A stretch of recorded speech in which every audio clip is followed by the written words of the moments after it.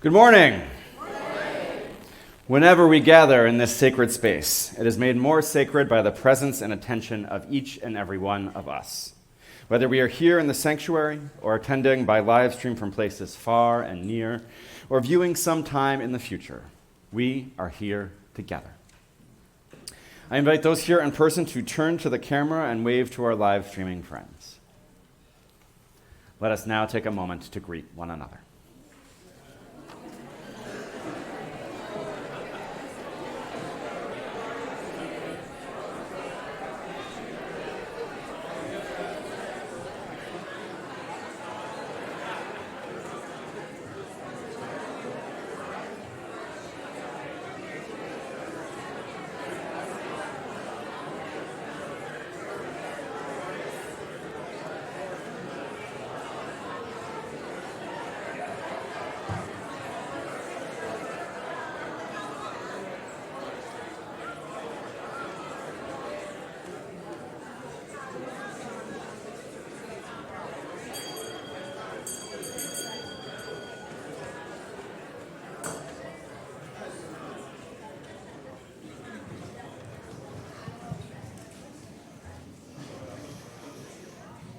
Good morning. Good morning. If this is your first time here, or your 100th and first time, we are glad you are here. If you carry the weight of a weary world on your shoulders, or you entered through the doors with a song in your heart and a skip in your step, we are glad you are here. If you are the loudest voice in the town square or the subtle hand behind the scenes, we are glad you are here. If you have failed once or 1,000 times, we are glad you are here. If you sing like angels or mumble behind the hymnal, we are glad you are here. This community is what it is because of your presence. So welcome. Welcome into this space of love, support, justice, compassion, fellowship, and worship. We are glad you are here. Welcome to Music Sunday. My name is Jean McClurkin. I use the she, her pronouns, and I am serving as your backup worship associate today. And now the announcements. First, and very excitingly, I'd love to announce that all of the mittens for the mitten tree, both the ones that were here in the sanctuary and the virtual ones, were claimed. I want to give some special thanks to all of the elves who helped with gift wrapping this morning. All of the presents are under that tree back there. So after service, please go check it out. It's an amazing sight to look and see all of the generosity that this community put forward. So can the elves stand up and we'll give them another round of applause. Anybody who helped. Mary, thank you. Excellent work. I gave the announcement last week that we had about 100 to go. So it was about 100 in 1 week. So thank you all. That was really amazing. Finally, another announcement. If this is your first time here, please fill out the visitor card in the seat in the pews in front of you. Return it into the collection plate during the offering later in the service. We'd love to stay connected with you and bring you into our community. Now, let's continue with the service. Thank you.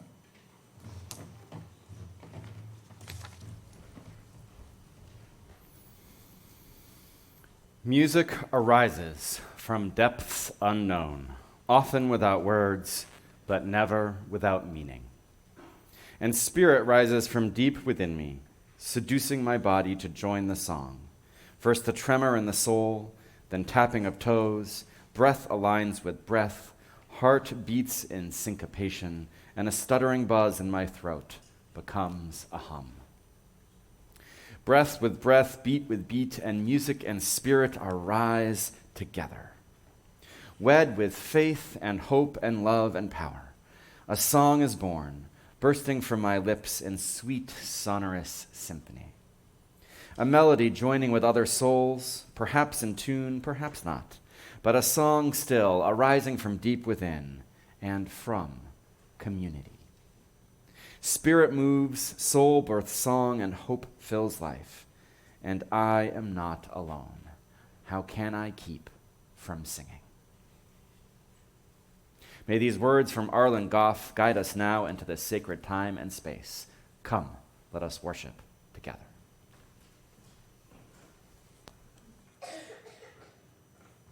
I now invite Corey McVeigh to come up and light our chalice as I read these words by Marnie Singer.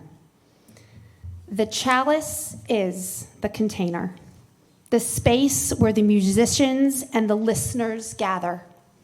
The oil is the fuel, the hours of practice and the life experiences of everyone in the room. The wick is the instruments and the vocal cords through which the music will flow. And the flame is the music which is created as if by magic. When the instruments are lifted, the breath is inhaled and the downbeat is nodded. May this flame ignite the music within us all. Now we are also going to light a candle on our Advent wreath on this third Sunday of Advent, in which we celebrate the hope of the season.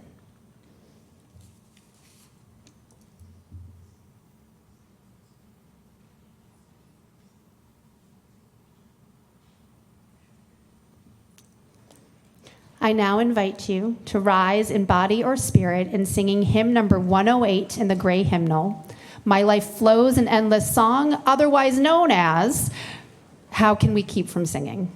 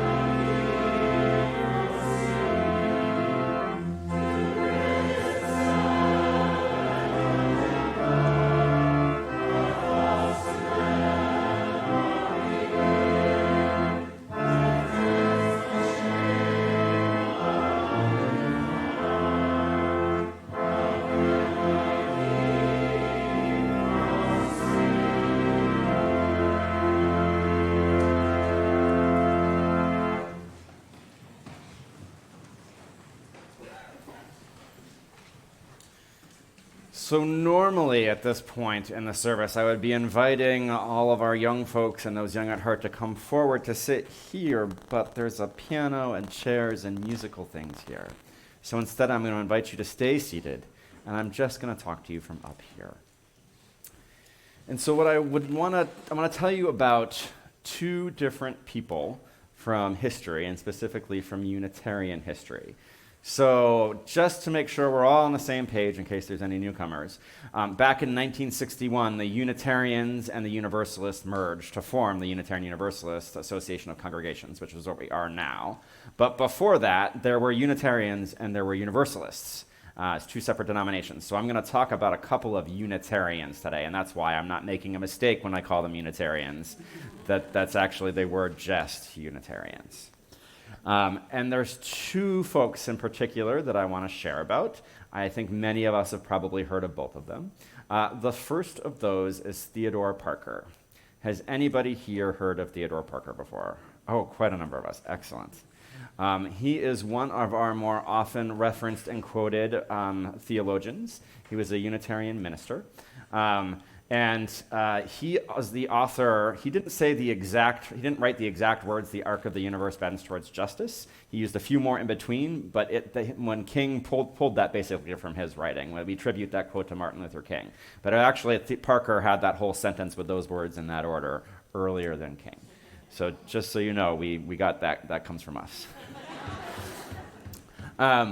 But one of the things that's really cool about Theodore Parker, and if you're a history buff, definitely worth checking him out. He wrote a lot of amazing sermons, did some really great stuff, but one of the really cool things about him was that he was an abolitionist. He was against slavery in the United States. And despite all sorts of stuff, this was soon before the Civil War. He really put himself out there as an outspoken advocate for the rights of people of color and black people. So he was fantastic, and he was one of our forebearers who fought for justice. So we just wanted to lift him up today, and there's a reason for that. We'll get to the reason in just a moment. Besides the fact that, hooray, we're doing good work on the behalf of justice in the world, right? That's a good reason in and of itself. But the other justice worker I want to lift up, who was also a Unitarian, was Susan B. Anthony. Has anybody here heard of Susan B. Anthony? Oh, great. Yes, we know Susan B. Anthony. So just in case you're not aware, Susan B. Anthony was a Unitarian and a civil rights activist who worked really hard to get the vote for women. Because as strange as it may seem to us now, until 1920, women did not have the right to vote in our country, which is just mind-boggling at this point in time. But it's true, and that's 105 years ago. That's not that long ago. People are still alive who were born when women didn't have the right to vote. Mind-boggling that that's true. So Susan B. Anthony, along with many others, Elizabeth Cady Stanton, many others, worked tirelessly to get the right to vote for women, which then ultimately succeeded. The reason I'm wanting to share these two folks, there's something that ties them together besides both being social justice advocates and Unitarians. Does anybody know what the thing that ties them together is? Well, there might be other things. I'm not a historian of them, so if you know of something else that I don't say, you don't need to tell me afterwards. There may be other things. But the reason that I lifted these two up is that both of them died before the goal they were working to achieve was accomplished. Theodore Parker died before we abolished slavery in this country, and Susan B. Anthony died before women got the right to vote. But they were lifted up as two of the people who really helped move those movements forward, and they worked tirelessly. And I just wanted to name that today, that there are things that we work for, that maybe even we are remembered in history for, that don't get accomplished in our lifetime. And it takes a certain amount of hope and a certain amount of perseverance and a certain amount of faith that you are doing work that matters, to dedicate your life to that kind of work that may not be finished in your lifetime. So I just wanted to lift these two folks up as two people who did that. They worked tirelessly, dedicated much, if not most, of their lives to work that was not finished in their lifetime, but they helped us get there. And that's the kind of hope and inspiration that we need as we move forward in these difficult times. All right. And on that note, we are ready to sing our children off to their RE classes.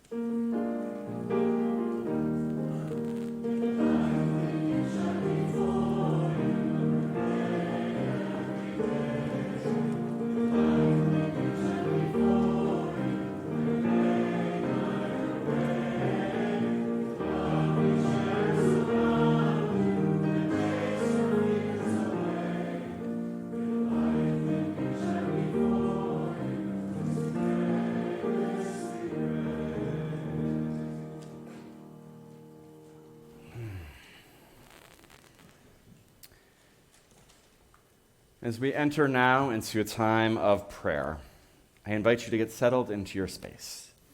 Maybe you close your eyes. Maybe you ground yourself by placing both feet on the floor. Maybe you take a deep breath in and out. Let us now reflect together on these words by Douglas Taylor. Eternal Spirit, from whom all things come and to whom all things return, we gather this morning in community, seeking to live in harmony. Each of us here gathered lives out our lives, knowing our own story, our own private melody. Life, at its highest and its sweetest, is a sharing. Life is a sharing of our melodies, of our love and interest, of our yearning and questions. We gather this morning as individuals creating harmony and community together. May our different ways of knowing and naming the holy blend together. May our voices be added to the holy chorus of life. May we practice our scales that we may better improvise and recognize where we come in when it is our time. The world is rife with discord and trouble. Injustice and suffering weigh us down and trip us up and stop our voices. May we learn to trust in love, in God, in our own voices, in the trembling faith of our forebears, to trust that we have a part in this symphony, and we can join this chorus and bring some beauty to the cacophony around us. May there be times of gentle tones and soothing melodies. May there be rhythms upon which we can rely to rally our spirits at need. May there be teachers and bandmates, fans and good companions to help call our best music out of us. May there be moments when we are transported, moments when we discover we are not playing the music so much as the music is flowing through us, the music playing us. O Spirit of life, may our song be among the songs of the Spirit. May there be beauty in our song and in our living. May there be meaning and power in our song. And may our individual voices blend into the chorus that is Thee, O Spirit. This we ask in the name of all that is good and holy in this world. May it be so. You may come forward now and light a candle if you wish. Let us kindle the light.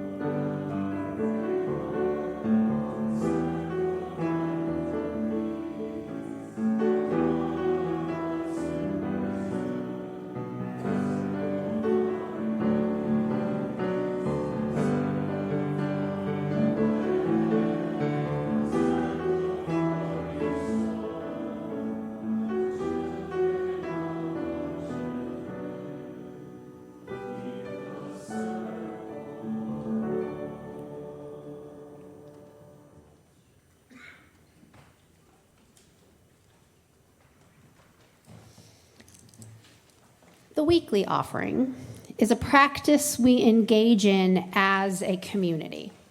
It is our way of giving back in recognition of what we have been given.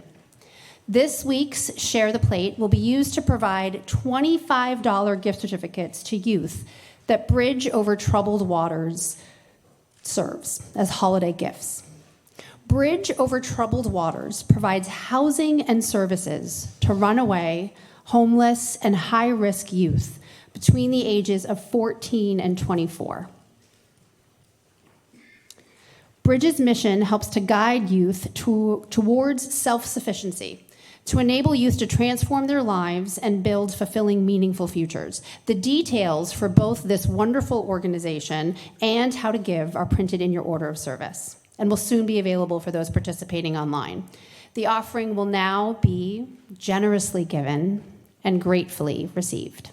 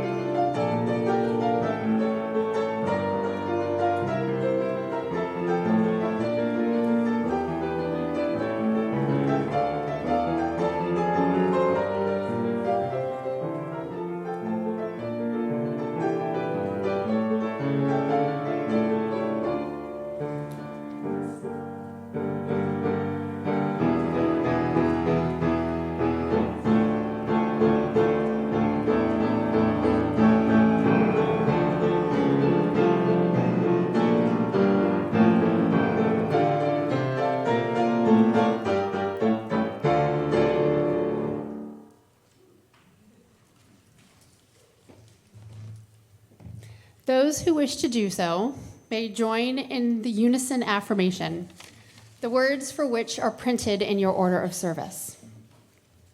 We gather not for ourselves alone, but to use our common power to build the beloved community within and beyond these walls. We create and reaffirm this covenant this day, to make justice flourish, to practice compassion amidst difference, and to embody transformative love.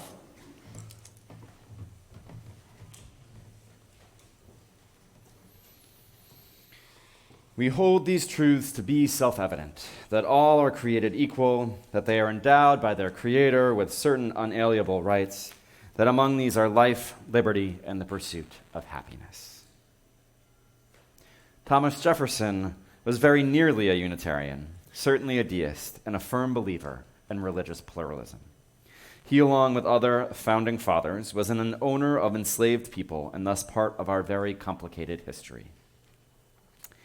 Unitarian minister Theodore Parker communicates a certain optimism about the advancements of rights, first articulated by Jefferson, by stating, as we heard earlier, that the arc of the moral universe bends towards justice.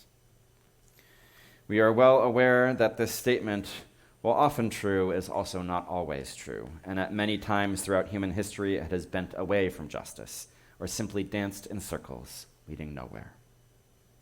However, the United States Constitution, with its amendments and our government structure, has been shaped by so many, including our Unitarian and Universalist ancestors, and has indeed been bent towards justice. To name a few, the 13th Amendment abolishing slavery, the 19th Amendment granting women the right to vote, numerous court rulings such as Loving v. Virginia, allowing people to marry across racial lines, and legislation like the Clean Air Act and Clean Water Act have indeed made the U.S. a better place for all. These rights are not necessarily unalienable, but they have been achieved through hard work by so many, and that work continues today. Indeed, as the current administration tries to bend the Constitution away from justice, it is important more now than ever that we fight for the ideals it seeks to uphold. The music you are about to hear explores these ideas and their connection to our religious ideals. We begin with Parker's statement about the moral universe, reminding ourselves that the religious imperative to act justly is rooted in the teachings of the Bible. The second movement positions the U.S. as a child of the Enlightenment And of course, we see so many of the Enlightenment ideals found in our heritage. However, we are clearly only a child and still need some support. We Won't Go Back witnesses a litany of documents that have advanced rights for the people of this country with the battle cry that we won't go back and will fight to keep those rights. All but one of the rights depicted here are still intact. E pluribus unum, out of many one, was on the original seal of our country, on our currency, and was supplanted by "and God we trust" only in 1956. This idea originally referred to the 13 colonies that joined to become the United States, an idea that was modeled after the Haudenosaunee Confederacy, also known as the Iroquois League. Even in our early days, we were a nation of diverse peoples, a diversity that has expanded and is our true strength in the world. The music borrows from Scott Joplin's Solace, heard as our kindling music. Joplin, one of the creators of ragtime, subtitles this piece, "A Mexican Serenade," out of many, one. We see our ideals being trampled on today, and it is easy to lose hope. However, hope is the one thing that we cannot afford to lose. "Don't Give Up on Hope" combines a setting of the Emily Dickinson poem, "Hope is the Thing with Feathers," and lines from this morning's opening hymn, "How Can I Keep from Singing?" ultimately combining them together in a grand chorus. Our hope this morning is to connect us to the ideals that have truly made this country great and send us forward inspired to continue to fight for the rights of all people here and everywhere. This work was composed for us by our very own Director of Music, John Kramer. We are honored now to experience its worldwide debut.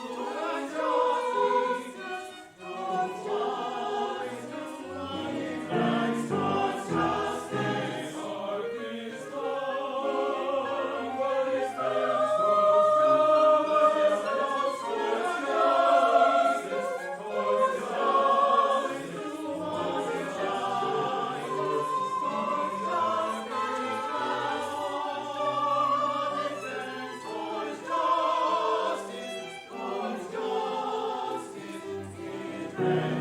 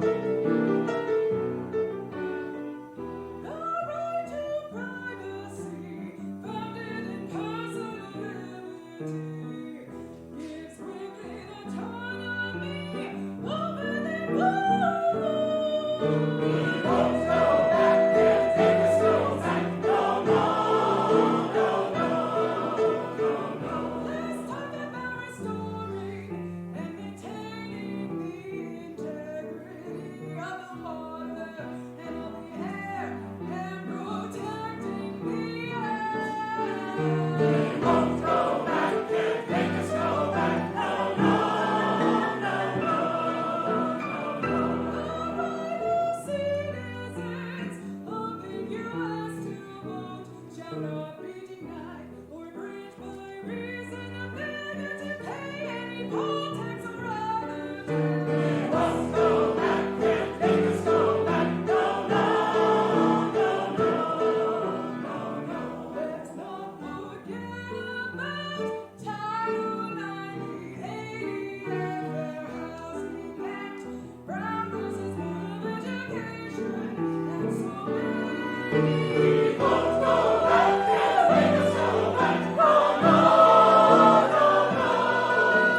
won't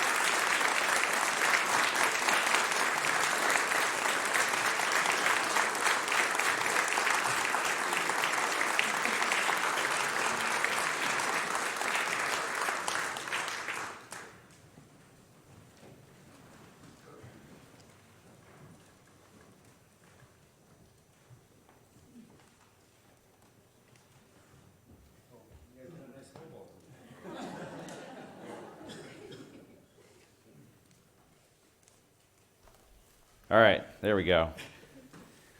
Friends, a benediction includes a blessing. That is part of what makes it a benediction. And I don't think any more words are necessary at this point for us to know that we are blessed with the music that we have just received.